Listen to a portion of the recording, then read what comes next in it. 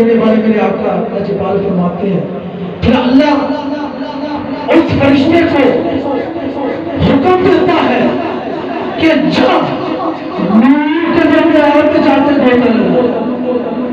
مثال چھوٹی سی، ایک کبوتر دریا میں ڈوب کر یعنی پانی میں ڈوب کر اپنے پر یوں چاڑتا ہے، اس کے جسم پر کوئی میل نہیں رہتی، نہیں رہتی. اور اسی طرح ایک مرد پانی میں ڈوب کر اپنے پر یوں چاڑتا ہے، اس کے جسم پر کوئی میل نہیں رہتی، نہیں رہتی.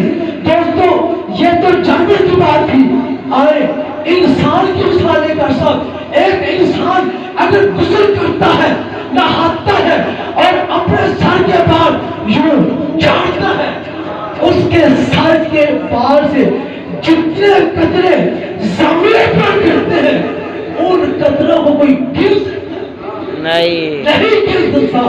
رب کعبہ قسم میرے آقا فرماتے ہیں اللہ اس فرشتے کو حکم کرتا ہے کہ جا کے نور کے دریا میں گوتا لگا.